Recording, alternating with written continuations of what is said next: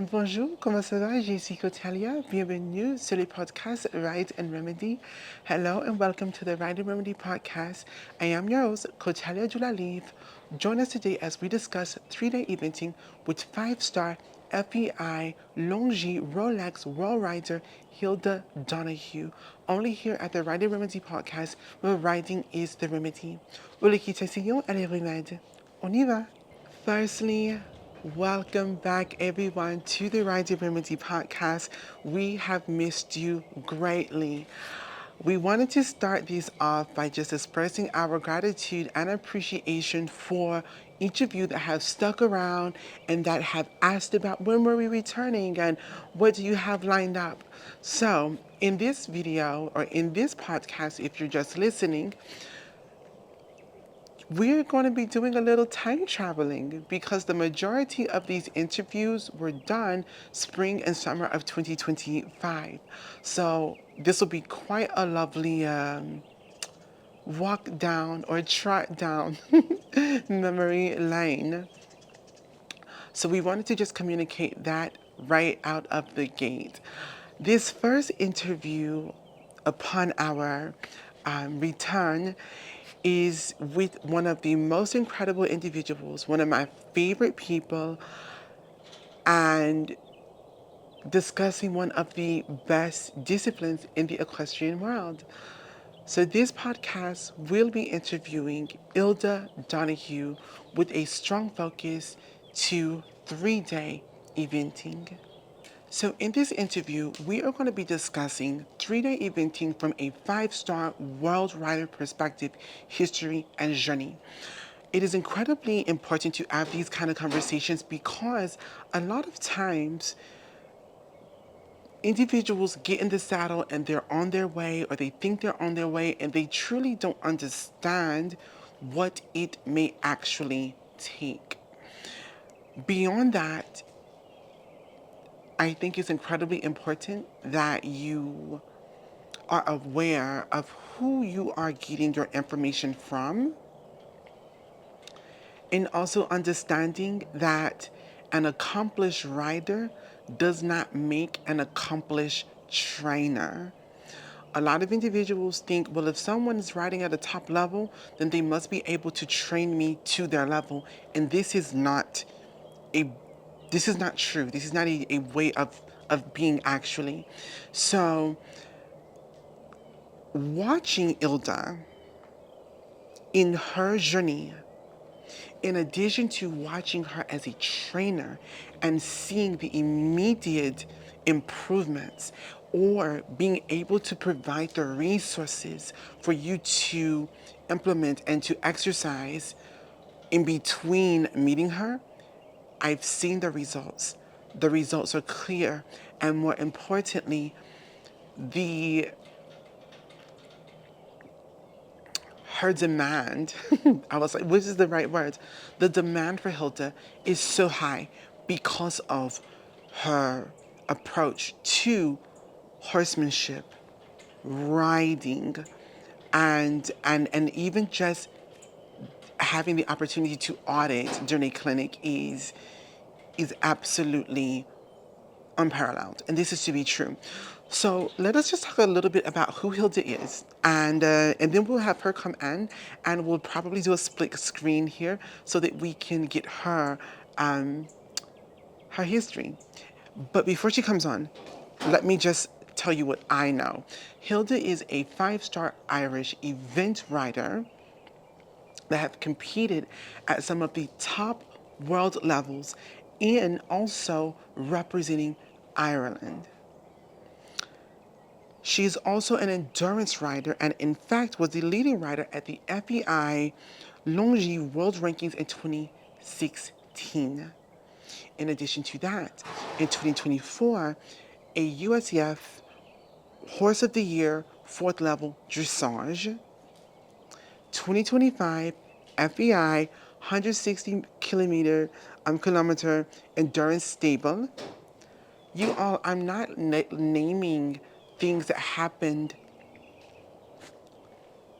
30 years ago. I am literally talking last year, this past year, very relevant experiences that are very current of today.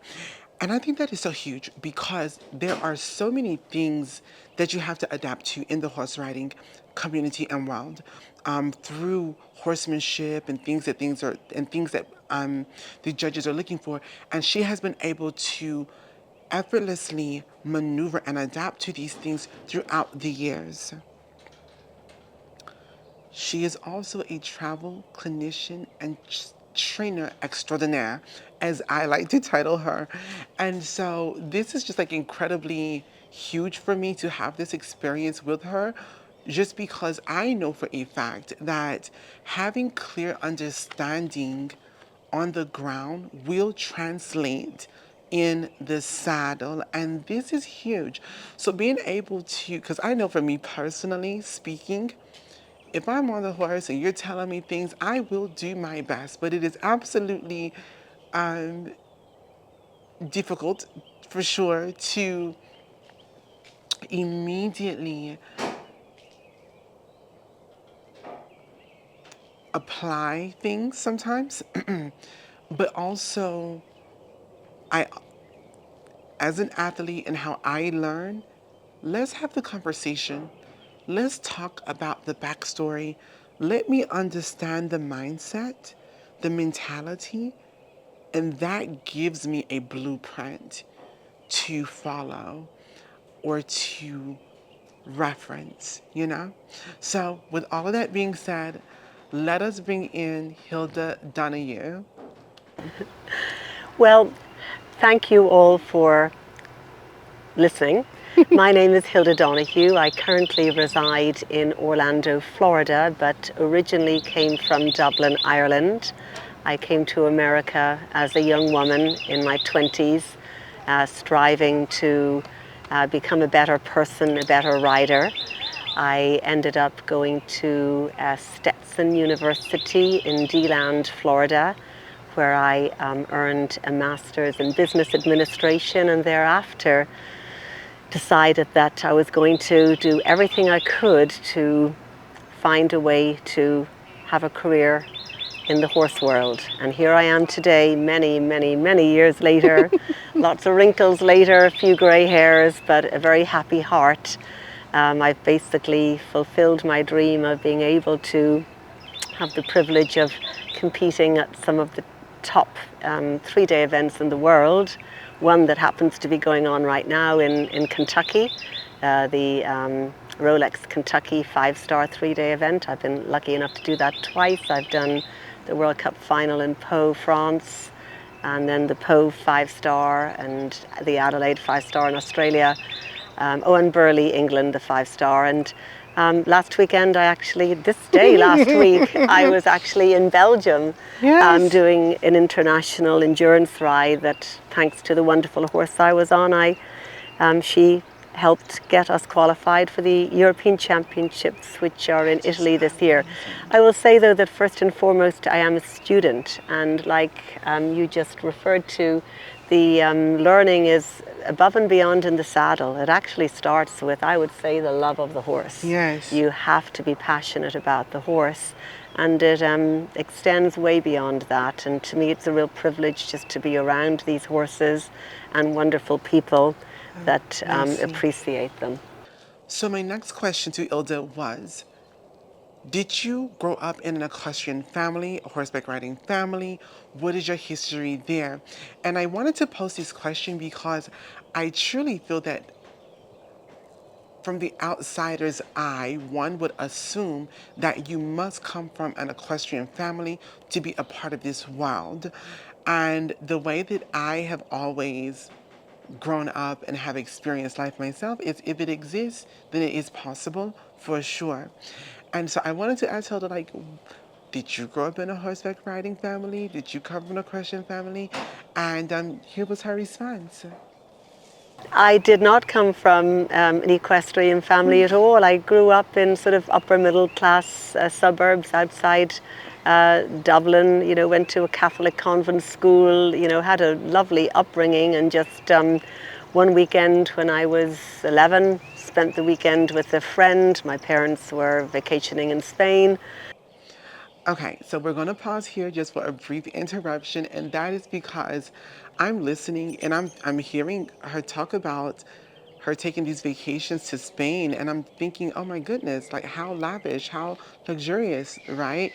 But then I thought to myself, oh my gosh, at this point in time in life, she's still in Dublin, Ireland. She's not taking trips from America to Spain and just having these summers. So we had a cute little laugh about that, just because I do think it's also just very important to just keep these kind of things in mind, because you may create this narrative or this idea of, oh, well, she just had this, this, the access to all the things. And if she was able to do this, but it's like, no, actually, she was literally in Ireland, in Europe at this time. And so, Ebola, continue on. My parents were vacationing. I spent the weekend with some friends, and my girlfriend was getting her first pony that weekend.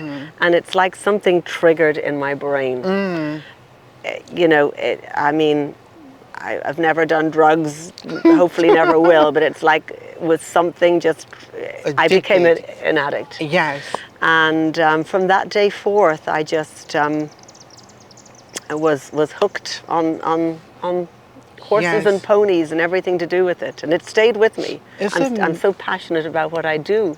So I absolutely love that, Hilda says, hey, look, I didn't come from an equestrian family. No, in fact, I came into it in a very different way. And I was explaining to her, I just love how everyone's journey and love for horses just, we all end up addicts when it comes to horses, but our love and our addiction comes differently. And so, like for me, growing up, going to the parades and seeing the horses in this very nice, beautifully suited way, a very posh response, all the way to going to Tuskegee, Alabama with my father for homecoming games and seeing black cowboys and cowgirls on their horses. My fascination with horses have been there since a child, and having the opportunity to travel down the road of an equestrian was limited. The interest and the love and the infatuation has never changed, has never changed. So at this point in time in the interview, I wanted to discuss that even right now, we are in the show season, spring show season. Everything is beginning now. The Winter Classic is at Gulfport, all the things. And here at Amazing Gates, we then have our shows here, the schooling shows. And the schooling show here does provide eventing, not 3-day eventing, but you do all the events in one day. So you have dressage, the stadiums, and cross country. But we have a whole 5-star eventer here. I think this would be a perfect opportunity to understand what is 3-day eventing and a little bit of the history of that. And so Hilda's going to provide an amazing definition and explanation to 3-day eventing. So 3-day eventing, I would liken it to a triathlon. You have 3 distinct phases, although they are mutually related. It originates from the military times. The first phase is called dressage. Dressage, I would best describe it as ballet on horseback. And the ballet on horseback, the dressage phase, was supposed to represent the war horse in a parade. You were talking about parades earlier. So showing that the horse can be elegant and on show. The second phase is called cross country, and that is where the horse will gallop over a number of obstacles ranging from half a mile to up to 4.5 miles, depending on the level, and that is supposed to be the horse in the battlefield, because the horse has to be really brave and very fit and ready to jump obstacles that maybe are a little bit ominous for him. The horse has to trust his or her rider, and then the horse has to finish this phase healthy and well. Usually they are checked by the veterinarians after this phase. And then the third phase is called the show jumping phase, and that would be your arena show jumping, like you would see on television, where the horse goes in the arena and jumps 8 to 15 coloured jumps. And that is to show that after the day in battle, that the horse is actually fit and well enough to still perform. I simply loved this explanation because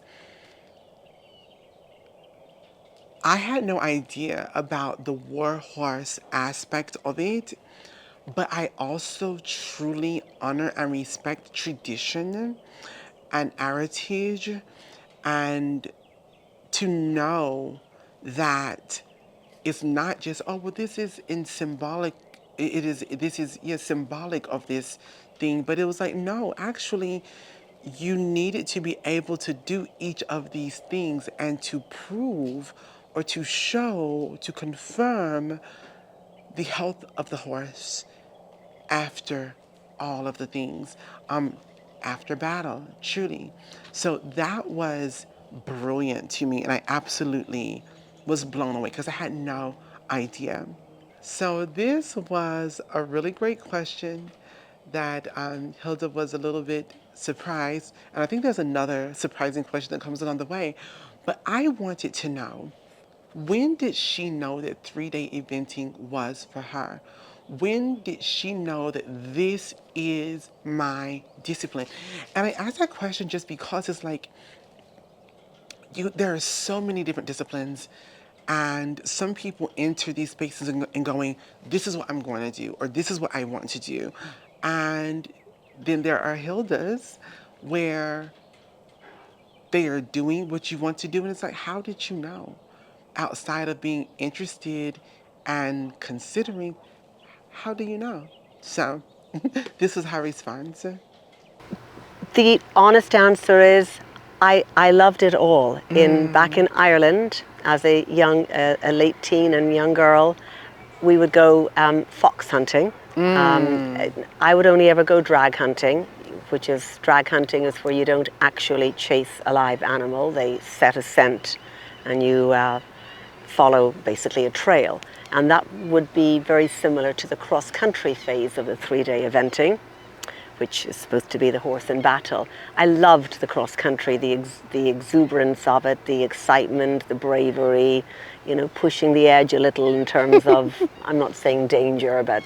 I've noticed that watching the video and the interview, there were multiple times that my head goes to a different place and I interrupt. I do apologize for that. That's not very ladylike, to be honest, but I do apologize.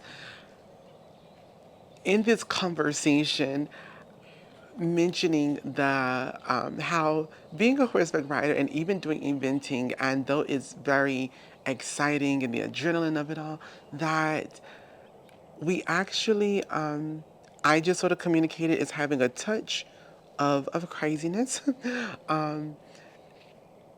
And I brought this up just because it was this conversation I was having about someone wanting to ride motorcycles. And I was like, oh my gosh, riding motorcycles, that is so. And I was like, hold up, my love, you are literally in a sport on a 1,500-pound incredible, majestic creature, desiring to jump over things, launching yourself up into the air. They're just so, I was like, you don't really have space to talk right now. And then she gave this incredible explanation that her husband, her other half, I think it's her husband, but her other half provided. And this was the response to this. I will say my other half, my darling husband, flew fighter jets and then flew for American Airlines as a captain for 35 years. Wow. And he also rides, and he says about flying an airplane, driving a car, and riding a horse, that as a trainer, it is our job to take something that is potentially quite dangerous, flying an airplane, driving a car, and riding a horse, whether you're eventing or just going on a trail ride. It is our job to take something that is potentially very, very dangerous and to make it as safe as possible. So when I talk about the element of sort of danger, the excitement, yes. you know, that's not to, I don't take that lightly. There is some exhilarance in that, Yes.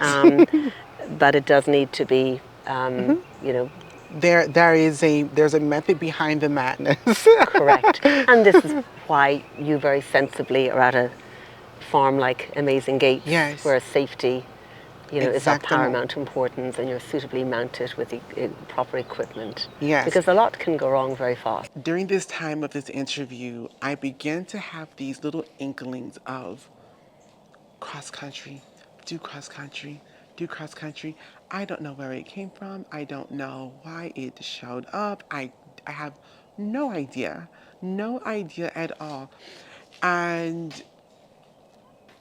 of course, for me, I'm going to attempt and to try just because. I mean, I just would love to try.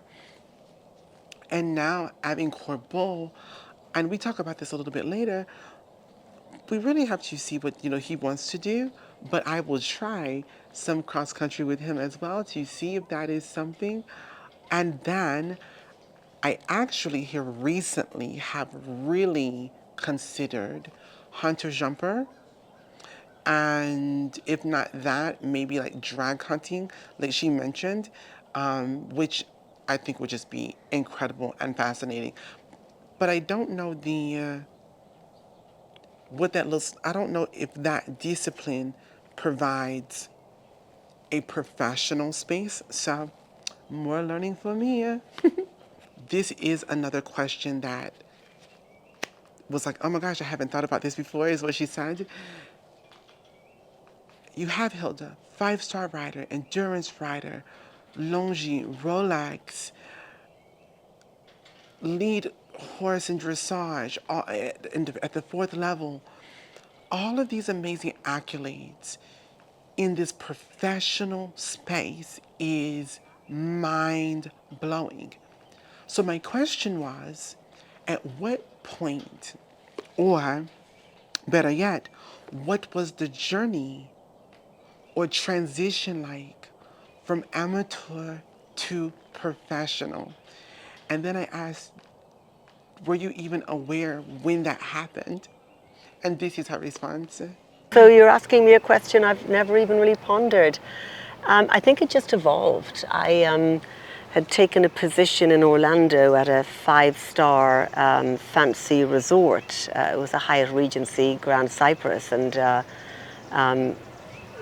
I think that's probably about the time I became, if you like, more professional about the whole equestrian journey. And you know, at that point, I think my mom and dad back in Ireland finally realized, like, oh, she does actually have a real job. She's no longer just playing around with horses. So it probably happened back then. And then to go back to the question you asked me about the decision to focus mostly on the 3-day eventing, it's because I couldn't decide which I liked the best. Did I like the cross country? Did I like the dressage? Or did I like the show? I liked it all. And I was drawn to the 3-day eventing because it encompasses all 3 of the phases. You know, you have to be very good at the dressage, the ballet phase. You have to be brave and have a great horse to go cross country, and the horse has to trust you. And then you have to be able to do the show jumping. And then I liked the care and attention of the horse, because you have to have a relationship with the horse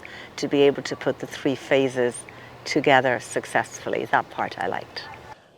Hearing her communicate that immediately had me respond in a way that spoke to the emotional response to this journey, and how there is so much that is done during the bonding stage this moment of Corbeau and I bonding together, learning together, trusting each other, learning how to communicate. And all of those things are done not even in the saddle.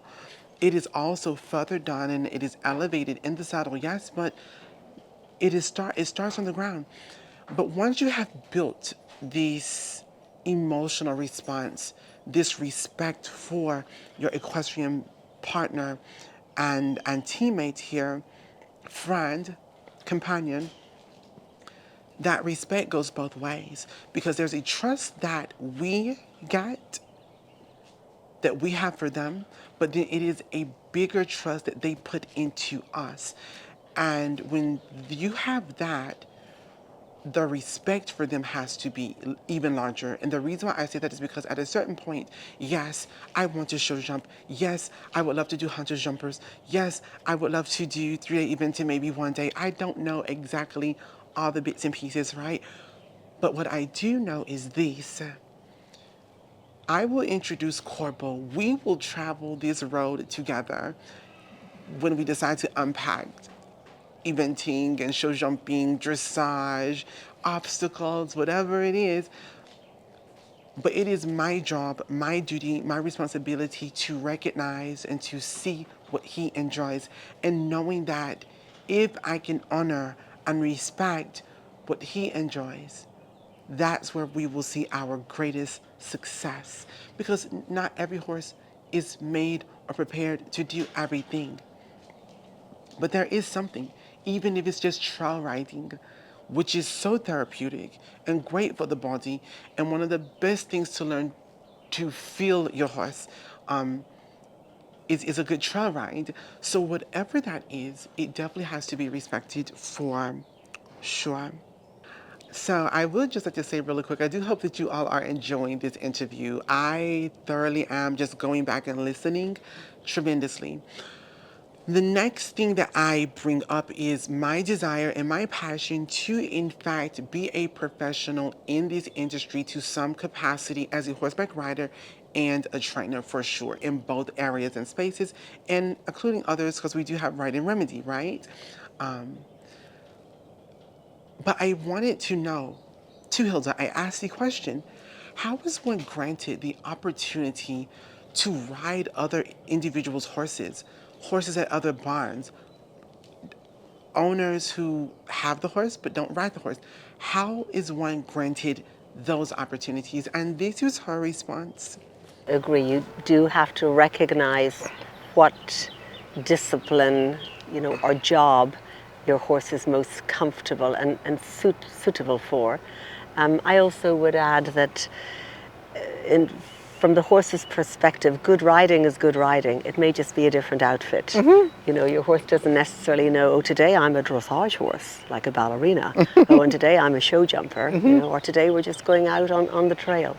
Pretty much evolves. People will recognize, hardworking, talented people. And I always found this odd, but many people have horses that they either, for their own good reasons, are not interested in riding. They just enjoy the privilege of ownership. Perhaps they enjoy breeding them, but they don't have the desire to want to do the riding part. And they're often looking for suitable riders for their horses. And I've been the lucky recipient of being asked to put my foot in the iron of many horses and sit in the saddle, and most of the time I've done it fairly well. I've certainly made many mistakes and will continue to. I'm still very much a student, but I've been fortunate to come upon people who recognize my love for the horse and my willingness to work hard and study hard and turn it into an art form, whatever discipline it is. So it's surprising how many people are out there looking for A rider. So the very first question that Ilda had when she sat down was, what is a ride and remedy? Ride and remedy, the only all-natural, dual-purpose, insect and anti-parasitic repellent for the rider and the horse. Formulated with the benefits of repelling flies, mosquitoes, ticks, fleas. In addition to, if it didn't do any of those things, it is moisturizing with lavender oils and a variety of other things. And beyond that, it's not oil based. So it allows your horse to continue to sweat in the summer. You can find Rider Remedy at ridexremedy.com. But what I absolutely loved was Hilda's response to it. And I just truly was blown away. And actually, Rider Remedy is truly one of her favorite products that she actually uses for herself and her horses. But you don't have to take my word for it. Oh, it smells yummy. And for us horse ladies around the barn all day, particularly in the deep south, where very soon heat and Yes. humidity goes up and there's no amount of perfume and deodorant that makes us smell like ladies, this is yummy. And where is it sold? So my next question was, what is the best approach physically and mentally for the rider and the horse in 3-day eventing? Now, this part of the conversation can get a little bit tricky if you're just trying to look for something to nitpick. Just because when we are discussing the physicality of the rider, the mentality of the horse, people take things incredibly personally. But speaking from a professional standpoint, it is important to understand that the way that you approach this is incredibly important. And here is Hilda's response to the question of what is the best approach physically and mentally for the rider and the horse. So preparation, obviously, is the key, and sometimes you're never fully prepared. I'll sometimes say if you wait till you're fully prepared, you'll never do anything. And there's Yeah. never really time or money to be as prepared as you need to be. So, but you do need to be prepared, and you need to be, on the right horse and competing at the right level. That's for sure. Everyone's little bit different, I think, with their mental approach. I tend to not be very focused in my everyday daily life because I'm a little all over the place, but I'm very, very good at the competitions. I sort of get in my zone. One of my favorite phrases is, Hilda, pay attention to what you're supposed to be paying attention to. Not just pay attention, but pay attention to what you're supposed to be paying attention to. And I tend to, without being oblivious to what's going on around me, I tend to just be fairly tunnel visioned, about the job at hand, because the horse requires that. They're very, very sensitive animals, and they also deserve our full attention. They're giving their best on the day of the competition, so we need to be fully engaged in what we're doing and what we're asking them to do. And then the physical preparation, I'm an old girl, but I've kept myself in fairly good shape. Genetics has played a role in that. I'm blessed to come from, a very athletic family. It can be hard in America because there are so many, hard in Ireland too, but there's so many food choices. On my 8-hour drive home this evening, would it be easy to stop and pick up a quick burger to go? But I'll resist that temptation, and I've packed some healthy foods. So I'm just being sensible about life choices, I suppose. So, here is my response to these. As an athlete myself, as a coach myself, as someone that have taken girls from the 2nd and 3rd grade to collegiate level athleticism within gymnastics and cheerleading and those things, as a child of a gymnast and an All-American collegiate football player father, I know for a fact you must be intentional about your approach to your path, no matter what it is. And when you are literally unpacking and wanting to say that I want this goal or I want to be like this individual, you have to be intentional about your physical health, period. And that looks different for different people. And that's what I do love about the equestrian world. You don't have to go to the Olympics. You don't have to do the 3-day eventing in Kentucky, that may not be your goal. And so the requirements, the standards are different. But if you do, in fact, say, that's what I want to do, that's where I want to be, that's where I want to go, you have to be intentional about those things. Me personally, I fell off badly with my health for sure. And let me say this too, my best and my idea of my best may not be your idea of my best, but my understanding of my best is what matters when it comes to my personal journey. In a professional context, I then have to hold myself up to a different level, etc., so forth and so on. And I understand that. You can't walk into a lawyer's office in gym shorts and a tank top, or walk into a courtroom as a lawyer with gym shorts and a tank top, and to be taken seriously as a lawyer. It doesn't work that way. And it doesn't work that way in professional athletic spaces either. And and so I know for me, and I mentioned this in at the time of the interview, it was a large reason why I created De La Livre Cuisine and Living De La Livre. You can check us out at livingdelalive.com and De La Livre Cuisine, where I do cooking and those things. But I really fell off because I got disconnected from my culture in how we cook, in the relationship to food. Also, too, like being physical, moving more, walking more, those things, and those are things that I am still working on. Hilda mentioned in this interview that, like, because I had mentioned like how important sleep is, and she literally said, "Oh yes, I have to work on sleeping. I, have this excitement and zest for life. And so sleep is on the back burner and she has to do better with that." I know for me, conditioning more is my thing. But when I do look at a Hilda, a Michael Jordan, or a Beyonce, or any kind of athlete or professional, they are very intentional about their approach to all spaces. And let me communicate this beyond all. If you have a value for what you claim you deserve or want, you should not have an issue with you should not have an issue doing what you need to do to get there.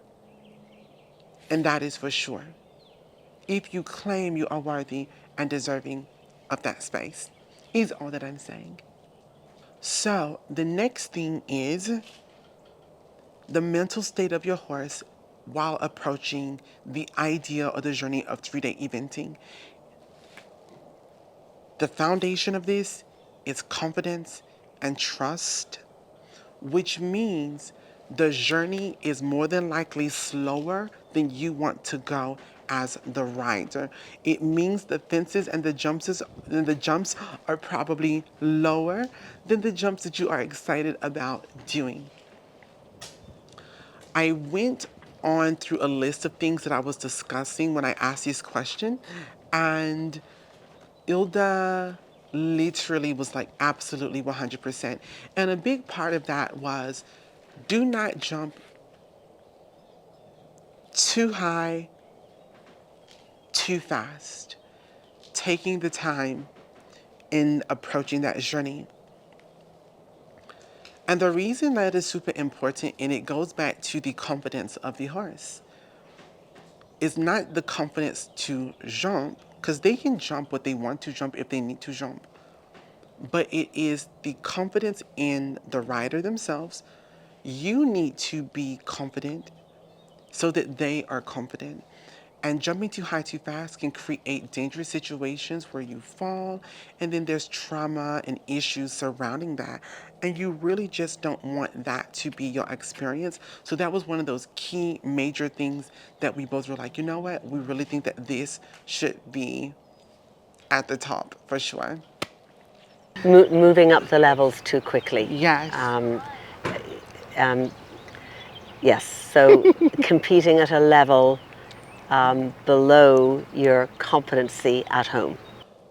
So the next question that I asked was, what should you not do while approaching 3-day eventing? And immediately she reiterated the jumping too high too fast, and again the confidence. And then the second thing was, do not switch or change trainers at the last minute, like right at a show, 2 weeks prior to a show. Even if things are not going the way that you want, you have built an understanding to some capacity for what has been asked. Do what you know, because showing up with a new trainer trying to do new things, them discussing or communicating differently, is incredibly dangerous, because now you don't quite understand what they want. You're questioning what they want, which means you're going to question your ride. If you're questioning your ride, you're going to question the fences or the dressage arena, etc., so forth and so on. And that creates a terrible performance. So making sure that you do have confidence in your trainers, in the spaces that you are in, but also just making sure that you do, in fact, respect and honor. I would say, if you're going to start a season with someone, stick with them that season, even if you change afterwards. But that was one of the things that Hilda said. Last minute change in the trainer you're using, even if it's not going the way you want leading up to the competition, the 2 weeks before the show, just don't keep everything status quo. So the next question that I had for Hilda was, what is the most rewarding and most challenging when it comes to 3-day eventing?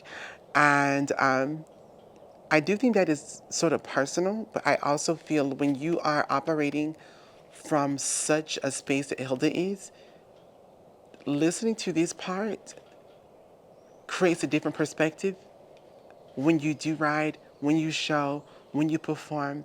And this is her response. The most rewarding part, I will use the term to finish is to win. That's the term we also use in endurance riding.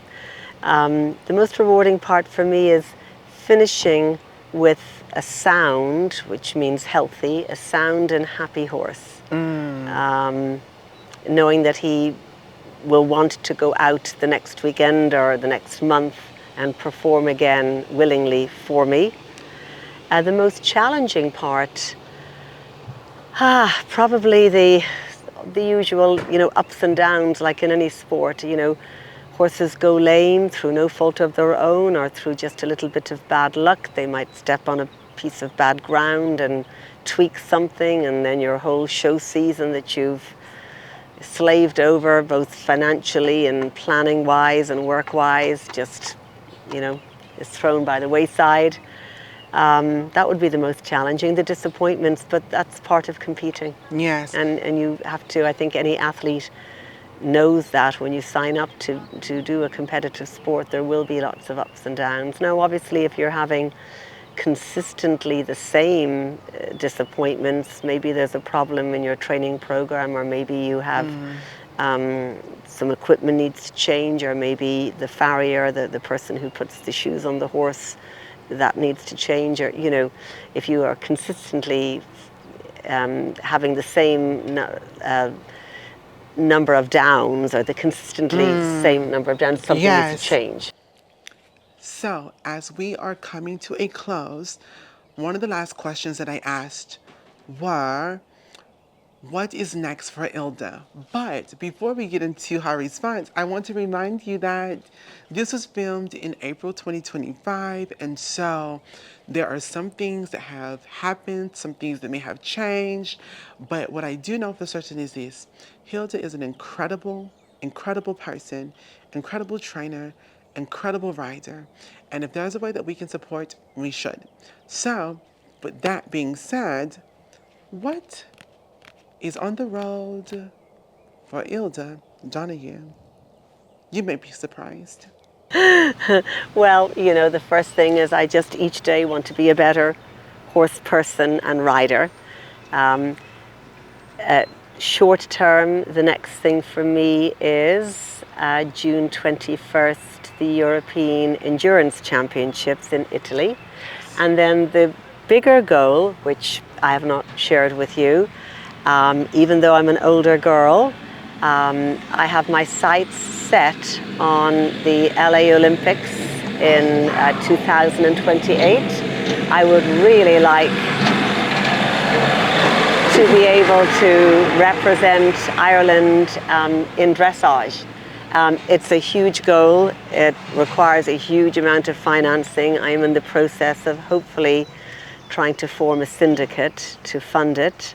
I believe the only failing is in not trying. I think I'll be one of the only equestrian athletes who have represented their country at the top level in 3 distinctly different phases. Wow. 3-day eventing, endurance, and now dressage.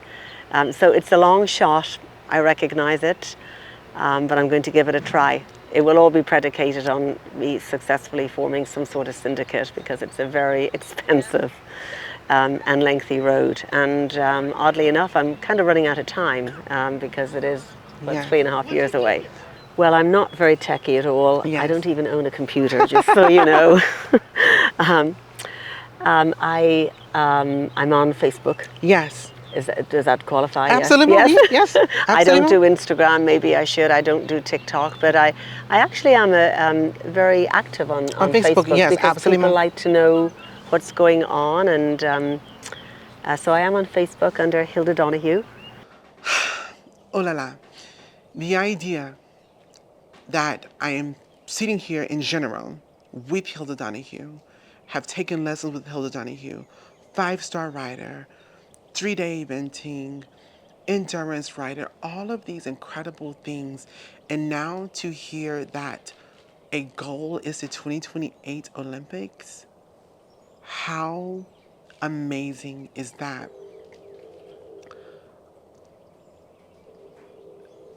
But what I know for certain is this: we must, as my grandmother would say, do not embrace your journey, but brace yourself for your journey. But understand that because it is your journey, you cannot fail. And I say that because what I know for certain is this: whatever the results are going to be for Hilda in the journey to the Olympics, whether it is reached or almost gotten to or completely changed altogether, is all going to be working for her and not just to her, and definitely not against her. So I definitely would love for us to be able to support her in some shape, way, form, or fashion. You are able to find Hilda on Facebook under Hilda Donahue. I will place that link over in the description box to some capacity there. I just want to say, Hilda, thank you so much for your energy, your time, and your efforts, for coming to the Gulf Coast so regularly, but also being here on the Rider Remedy podcast, where riding is the remedy.